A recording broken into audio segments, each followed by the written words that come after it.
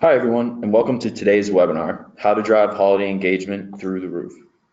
Online sales hit a record 108.2 billion during the 2017 holiday season, a 14.7% increase from the previous year. To make the most of the intense consumer demand this holiday season, you've carefully prepared a media and promotional plan. Now, how can you drive user engagement to capitalize on the traffic you've worked so hard to drive?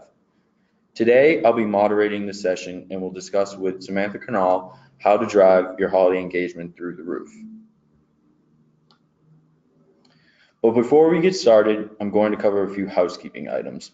If you're tweeting with us, tweet using the handle @Cybba Inc. and the hashtag holiday shopping. Also, we will make sure to make time for questions at the end of the webinar, so please submit your questions in the GoToWebinar chat panel that should be available on your screen now. And last but not least, we are recording this webinar and we'll make it available to you for later playback and sharing. So let's get started and meet our main speaker for today. Samantha Canal is Cybba's Senior Manager of Client Services, and she has over 7 years of experience in account management in the e-commerce and digital marketing world, working with our top tier brands. For our agenda today, we will cover how to turn your window shoppers into customers, how to convert high intent shoppers by retargeting with multiple touch points, upselling holiday purchasers, and cultivating loyalty amongst your consumers. Now let's toss it back over to Samantha and learn more about how to drive your holiday engagement. Great, thanks Connor. Hi everyone. So to set the stage for our conversation today, I'd like to start by pointing out just how important the next few weeks are, not only for your Q4 goals, but your 2018 sales goals overall. As Connor mentioned, in 2017, $108 billion was spent online during the holiday period. That is from November 1 to December 31. With huge spikes obviously occurring during Cyber Week, as you can see in the graph on the right-hand side of the slide, which is approaching quickly. This yielded a 15% year-over-year growth, and we're expecting similar growth rate this year moving into the 2018 season. So, by this point, your media plan and traffic driving efforts are pretty much complete and are what they are. So in this session, we're really focusing on how you can implement some last minute solutions and website optimizations to capitalize on the spike in traffic that is inevitably coming your way. So before we dig into the strategies themselves, I'd also like to point out that this online shopping trend will be dominated by mobile commerce. So really important point here. In fact, 68% of traffic and 46% of conversions will occur on mobile devices. My point being that it's important to note that anything we discuss today is mobile first and mobile optimized kind of as a given and a baseline. So now let's go ahead and move on to the tactics themselves. So firstly, I urge you to really think about and strategize around your top funnel traffic. I know, at least from my experience, I and our team sometimes get hyper-focused on converting low funnel traffic. It's kind of the low-hanging fruit stuff, but there's a lot you can do from a top funnel perspective to support your marketing efforts. It's important to really think about your homepage traffic specifically from a new versus returning user perspective, and treat these groups accordingly. I found that personalized messaging to these groups goes a long way, and it's also a fantastic opportunity to capture an email address from new visitors, as you can see in the example on the slide, and potentially email them with some type of offer. So not only is this new visitor incentivized to provide their email address for a discount or for, say, free shipping or something like that on their first purchase, but now you have their contact information in your CRM and can market to them on an ongoing basis, not just during the holiday period. So really a win-win.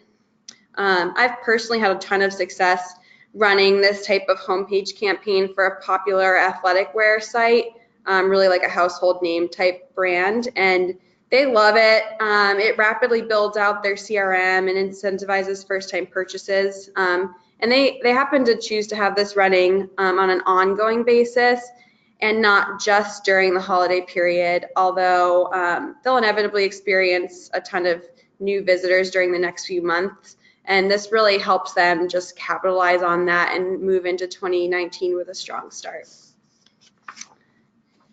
All right. Let's keep going here. Oh, Sam, so one of the questions that I do have is, how do you determine new versus returning users? Yep, good question, Connor. So basically, we use cookie technology to determine new versus returning users and identify these different groups. So whenever someone comes to the website, we basically will, if they don't already have a cookie, we'll identify them as a new user and market to them accordingly. If they come to the site, we drop a cookie on them. So then if they come back, we can recognize them as a returning customer or a returning visitor and then remarket to them accordingly as well, or like choose not to show them a message depending on the strategy. So it's all done through cookies, if that makes sense. Cool. So moving on, once a visitor has shown intent to purchase, here's really where our bread and butter solutions come into play. It's key from this point on to have a consistent and personalized experience during every step of the funnel. So for instance, in this example, you can see the homepage browse abandonment solution. We just went over display upon the first visit to the site. This one doesn't happen to have an email capture, so that is optional. So then moving on throughout the funnel, if a visitor then went to navigate to a product page or perhaps had an item in their cart and goes to leave the site, we may want to show them a creative like this with features like recommended products or best-selling products. In this case, maybe they didn't find exactly what they were looking for on the site, so you can even show them whatever products you choose or what's in their cart depending on your strategy.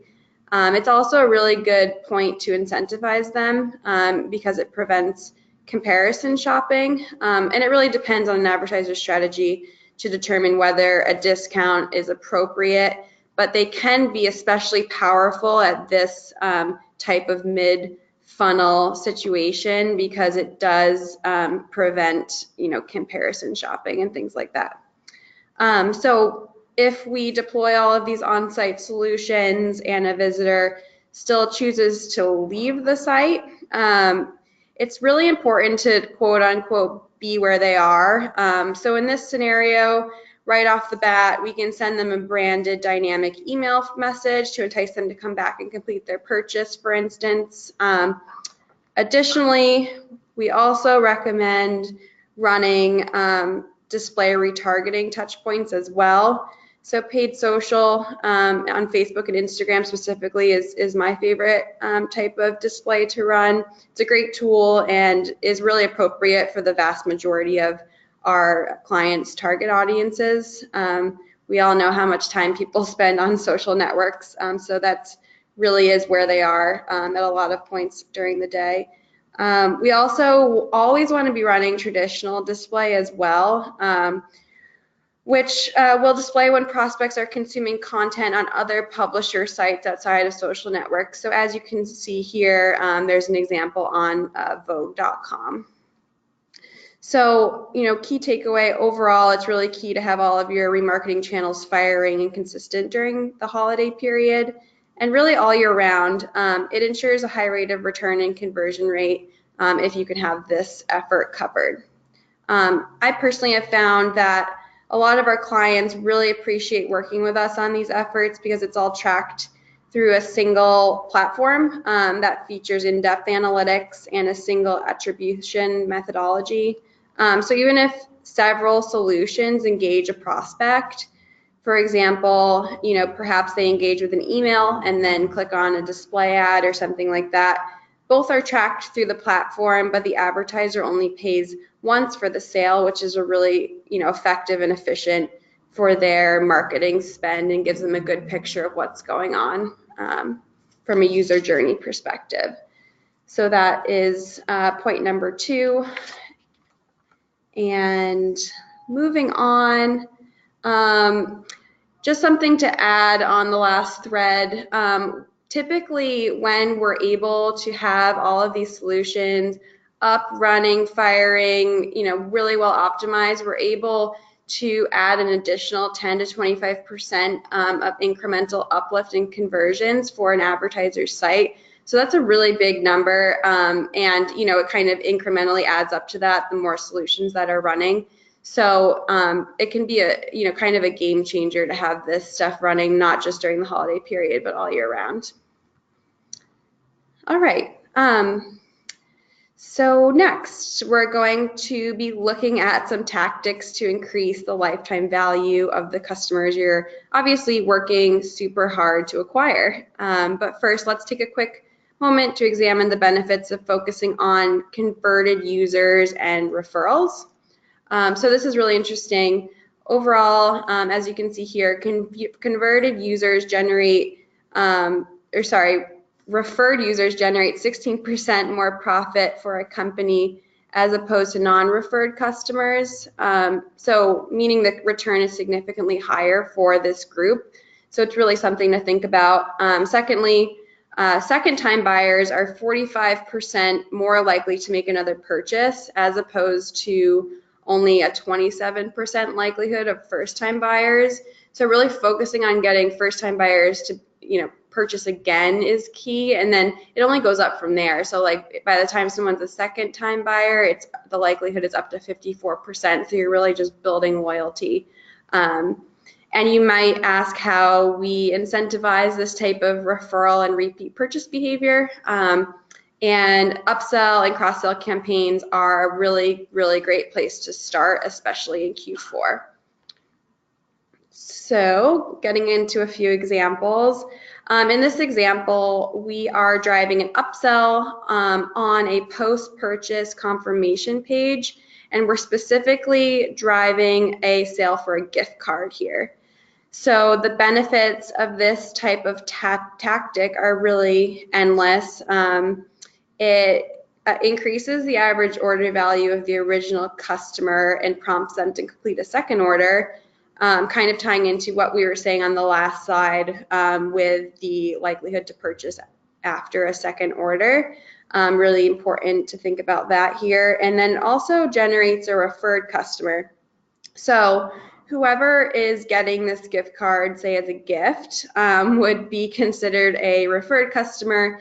And we know that referred customers are 16% more profitable than a non-referred customer. So it's kind of a win-win on both ends.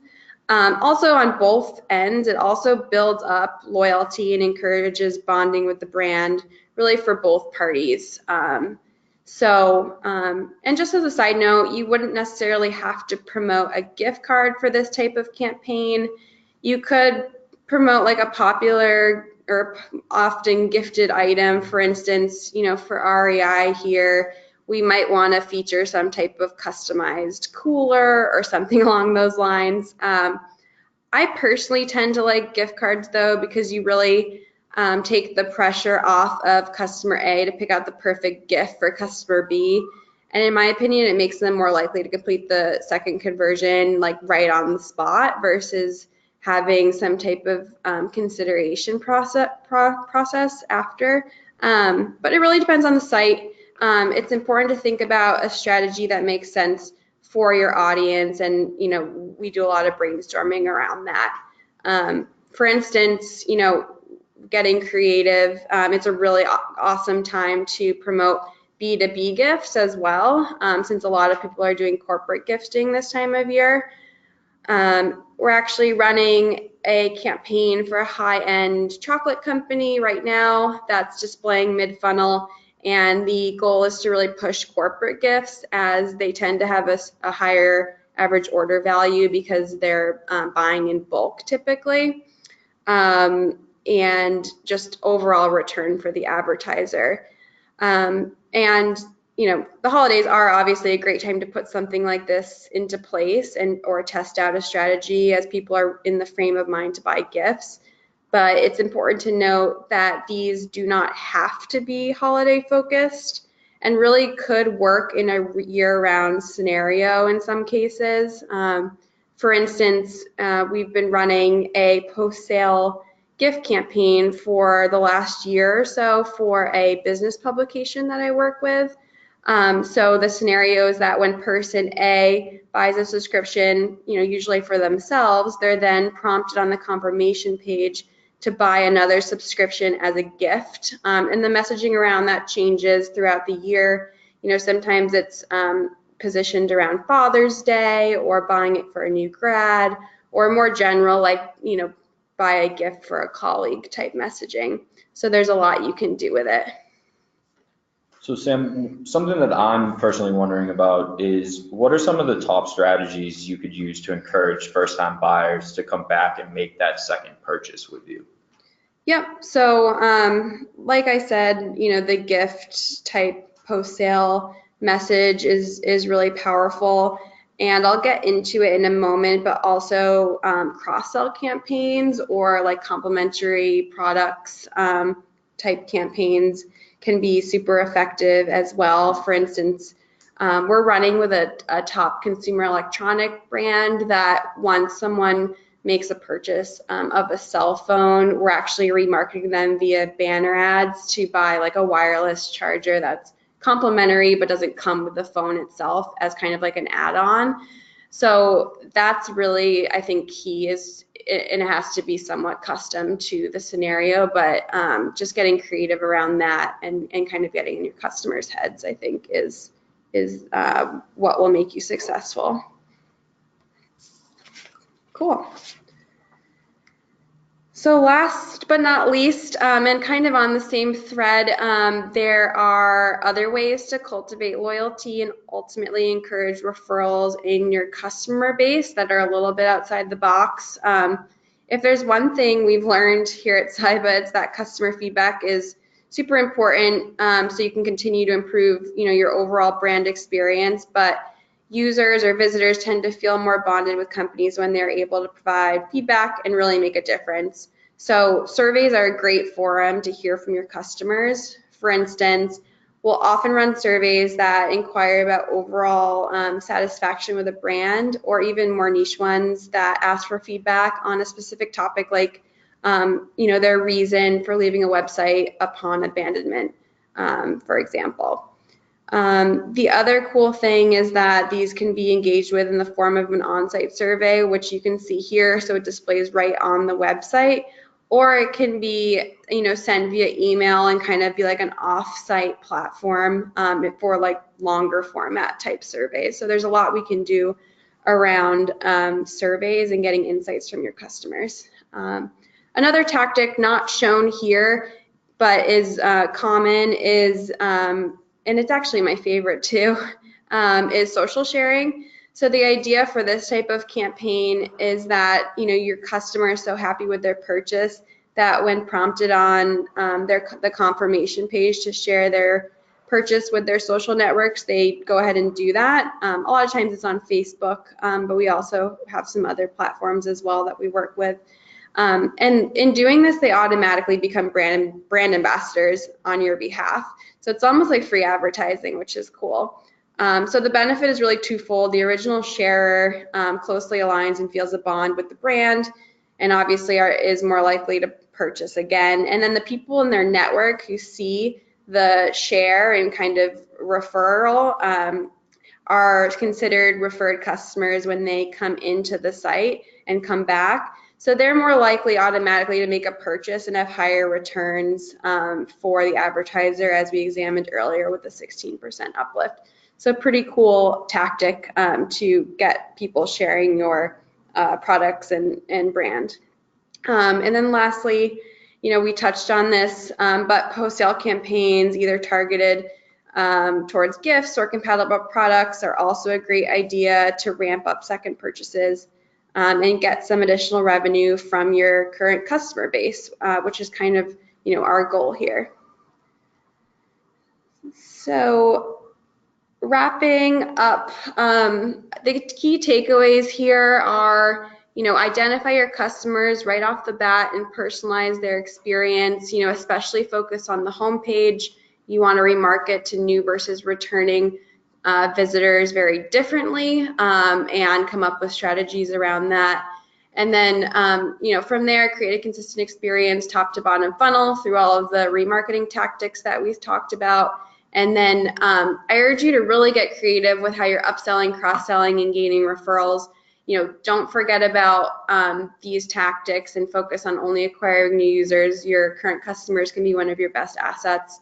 And then make sure that you're connecting with your customers as well. Building loyalty will only help gain referrals, and always getting insights from your customers is key. So that wraps up the presentation portion. And again, my name is Samantha Carnell, and here is my contact information. If you have any questions on today's topics or would like to speak to me about anything else, feel free to reach out. And here we go. So Sam, we have a couple questions that came in throughout the duration of the presentation. The first one that I have is, I have a limited spend. What does the investment look like to deploy these strategies? Yeah, so that's a really good question, and we talked about a ton of tactics today, so it does depend slightly on the one that we're looking at. But the nice thing about these kind of more last-minute optimizations are that they don't require, big CPM spends like you would be looking at for, like a media buy or something like that. Necessarily, they're more like a cost of sale. A lot of times they're add-ons to what we're already running on a site, and new features. So most of them run on a CPA and are deduped through our platform. So it is a very efficient way to try to maximize the traffic that you're getting to your site. And they don't really require a large upfront commitment, which is nice and attractive to a lot of our customers. Great, thanks, Sam. So we do have one more question. It's kind of specific. You mentioned the Cybba Insight solutions. Mm-hmm. Can you tell us more about the type of surveys that you can run? Yeah, so we're pretty flexible with our survey technology. There are 4 main types, I believe. The first being like a longer format customer experience survey. Generally will drive to like a landing page for someone to take this survey, as it doesn't fit, nicely in like an on-site creative. The second is, and these tend to be a little bit shorter, is a survey specifically inquiring about, someone's on-site experience. And then another, which is pretty popular, is an abandonment survey. So if someone leaves the site, we'll ask them their reason for leaving, if they plan to come back, and just get a little bit more insight as far as like the consumer and behavior and buying cycle. And then lastly, the post-sale surveys are also popular, and they focus kind of on their buying experience and checkout experience specifically. And all of our surveys can be delivered in a couple of different formats. So as I mentioned and actually showed in the presentation, it can be presented in our on-site engagement solution. And then it can also be presented in an email format, which is a little bit less intrusive, and then can be prompted as well in like a promo top bar on the site. So a couple of different options as far as distributing those surveys. Great, thanks, Sam. So that's all the time we have for today. We are getting a few extra questions about getting the slides and recording. Don't worry, as I've mentioned, we will be emailing you the full recording of this presentation. I would like to thank again Samantha for taking time out of her day to talk with us. And of course, I would also like to thank you, our audience, for joining us. You can continue the conversation with us through all of our social media networks, or you can email us at marketing@cybba.com to get more information or to see a live demo of our solutions. Thank you for joining us today, and have a great rest of your day.